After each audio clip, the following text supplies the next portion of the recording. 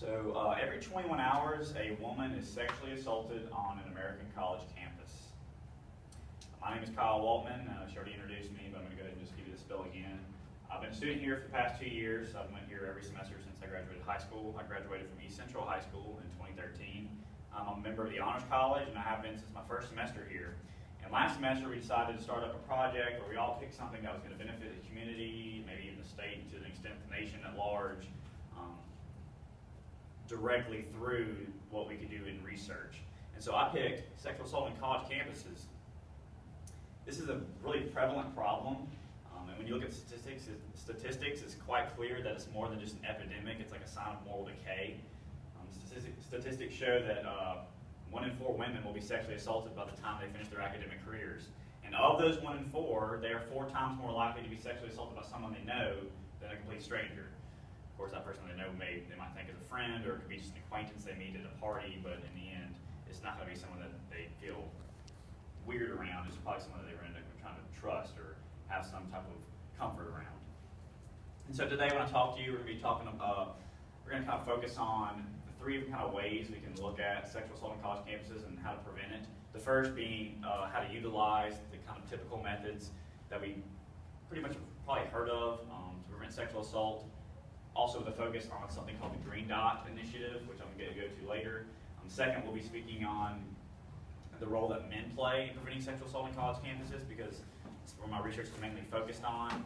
I've actually been reading a book called, it's called Sexual Assault on the College Campus, the Role of Male Peer Support. And it's a lot, I think we don't focus on enough getting men to stop other men from committing these acts. And third, we'll talk about how men and women can unite under Green Dot to finally put an end to sexual assault on college campuses and beyond the campuses. Go ahead. I'm sorry, you go ahead. All right, so we'll start off with the universal prevention through the Green Dot Initiative.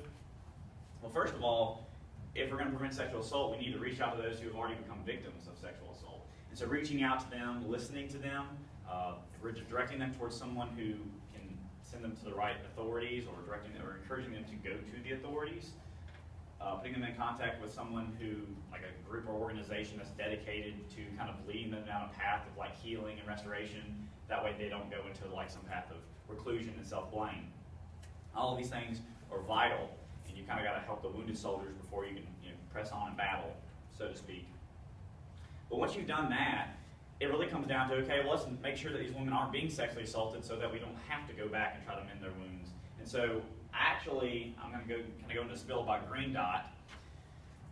What Green Dot is, to put it I went through like a 9-hour seminar on it, but I'm trying to put it really plainly. Green Dot is an initiative, and the kind of concept behind it is that every act of, and under quotes, power-based violence, including sexual assault, domestic violence, stuff like that, if every case like that was marked on a state map with a red dot, if we went back and put a green dot over each one of those places, or had a green dot in place of all of those, we could stop sexual assault. And that's the kind of idea of the green dot. When I first got onto the website, when I was first researching it, I was like, what does a green dot have to do with anything? What does a green dot have to do with a woman being sexually assaulted? But it's that kind of idea of, it's like counteracting the red with the green. So the pretty much, to really put it plainly, they have kind of a method to prevent sexual assault, and it's called the 3 Ds. It's let's see, direct, delegate, and distract. It's all about bystander intervention. It's the idea that you can always do something, even if it's not what you would traditionally think, even if you're not walking up to the dude and like kicking him in the face and being like, get back, or something like that. You can still do something. And so the first D is direct.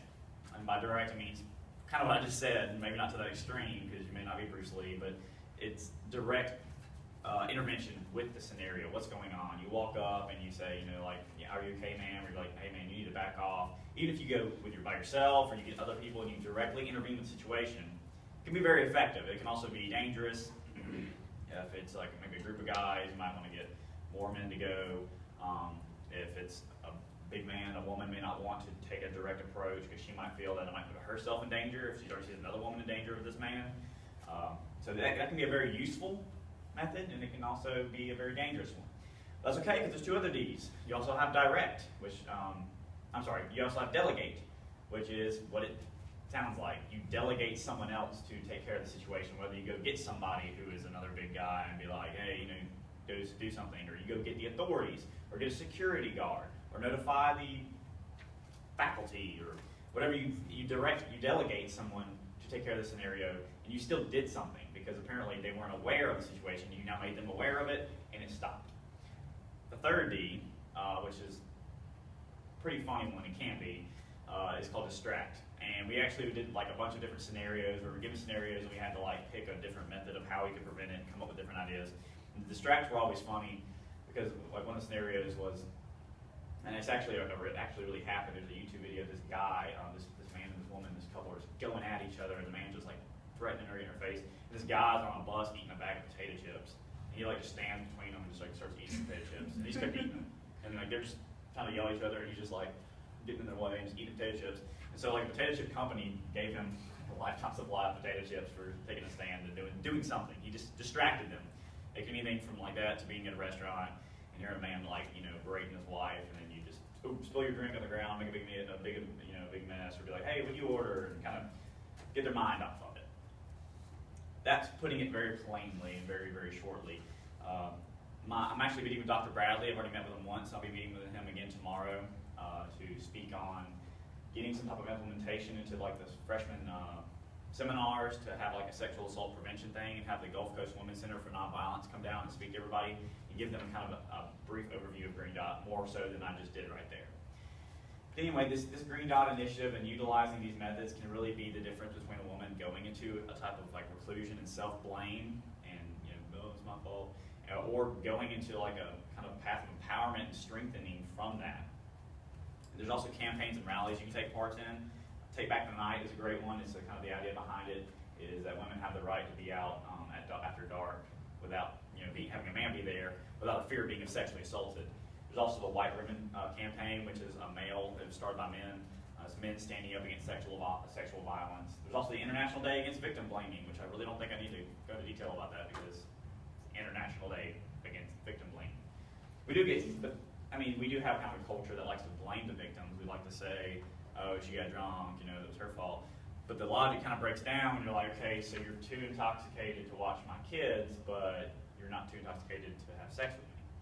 And so I think that the International Day Against Victim Blaming is something we can all take a part in. And there's also the Gulf Coast Women's Center for Nonviolence, which is where I'm spending the majority of my service hours this semester.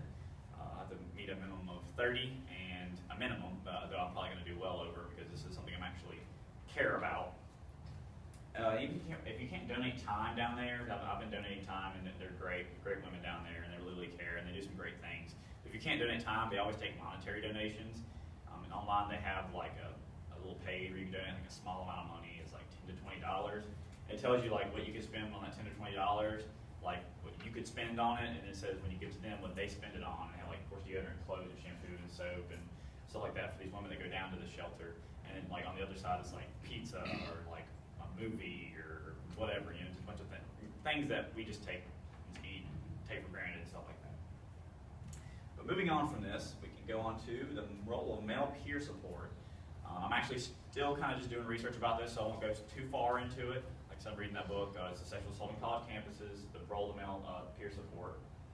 But I've seen, and I think we most infer from just kind of looking at the statistics, that most sexual assaults occur on women by men. Though they do happen the opposite, it's just in a very, very small statistic range. And I think there's a problem with the male psyche. I think it comes down to the fact that we go into college, a lot of men go into college thinking like, okay, well, how many women can I bang by the time I graduate? It's like they go into college with like this bucket list of like women they can sleep with, and then it's a problem. And actually, one of the other books I'm reading is called Gang Rape, Fraternity, Brotherhood, Sex, and Privilege on Campus. And of course, I'm not hating on fraternities or anything like that, because there's some really great ones out there, but fraternities like to cultivate that kind of idea of having sex with women.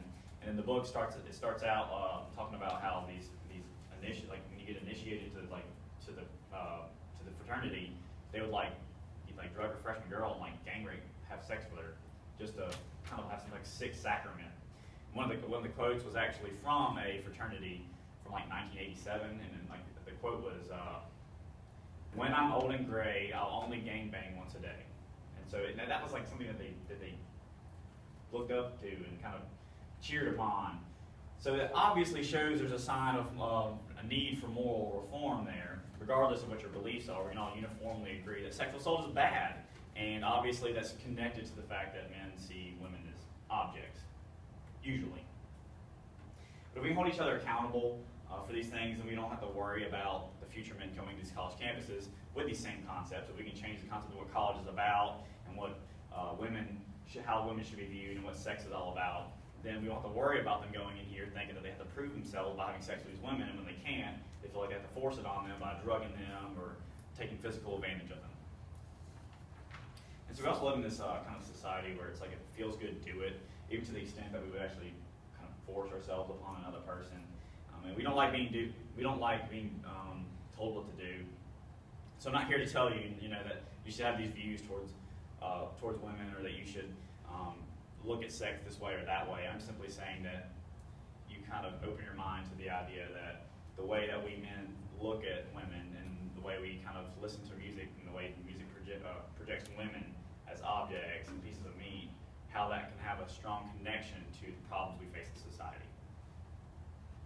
You go ahead and move to the next one. And so the last thing to touch on really briefly before I get out of your hair is unity through green dot, which pretty just, it's me kind of asking y'all to kind of men to be as concerned as women are about sexual assault on college campuses. Because, if women are concerned because it affects them, because they could become the next victim of sexual assault. Statistics say that 25% of you will become a victim of it by the time you finish your academic careers, whether that be here or whatever you're doing. And so I would ask that men care as much, because it's one thing to care when you're like, it's like, okay, it's happening to women I don't know. But as soon as it happens to your sister, it's a problem. Or if it happens to your mom when she's going to her parking lot after work, it's a problem. When it happens to your wife one day, or your daughter gets raped when she goes to a college party or a high school party, and some boy, it becomes a lot more important to us and relevant because it affects us directly. Well, whether you view strangers as kind of important or not, it's the same things that are happening to these other people's daughters and mothers and family members and cousins and everybody. It's happening rampantly throughout the United States. I didn't bring any statistical charts or graphs, but it's a bad problem. You can research it on your own time. I was just saying that, though, we should definitely stand by women and forsake this kind of stereotype of, okay, we're going to go in here and be the top dog and have, the more women I have sex with, the more of a man I am, that kind of thing. And when we kind of forsake that concept, then we're not cultivating that in the youth, and they're not raising up thinking, in high school I have to lose my virginity by the time I'm 14, or that I have to go to college here because they have craziest parties, and that's where I'm going to get to most girls. And just know that change starts with you, and that it sounds cheesy, cliche, and stupid, but it's true that if you don't make a change within yourself, it's never going to happen with the people around you. You can go on to the next one. I'd like to thank you and just remind you all that 25% of women are sexually assaulted on a college campus because we haven't done anything about it. And honestly, if you ask me and what the trend shows, the statistics are just going to get worse until we do. And so 25% of you women in here shouldn't have to face that kind of sexual battery or physical abuse. And know that I'm kind of fighting for, to stop sexual assault, me fighting, or the Gulf Coast Women's Center for Nonviolence fighting, isn't going to be enough. Everyone has to get on board with this and kind of embrace the Green Dot Initiative. I'm not saying you have to go to the website or wear a t-shirt with it, but just remembering that you can directly interfere with a situation, you can delegate someone to interfere with it, or you can distract the situation. There's always something you can do to stop the situation and put a green dot there to prevent a red dot from happening. And just kind of remember that college is more than just about calculus or college algebra or history, or it's a time to kind of improve ourselves, improve our communities, improve our families. That's why we're all here, right? Is to improve ourselves, improve those we care about, better ourselves. And so let's better our community by kind of coming together and putting a stop to this, because it's a prevalent problem. And of course, we're on a community college, so it may not seem as prevalent here because we don't have dormitories and not many chances for women to be sexually assaulted, but it is a problem because it does happen. Because I've spoken with people who know others personally who have experienced sexual assault on college campus at PERC, and I think a couple here at JD personally in like the past couple years. So it is a problem. It does affect us.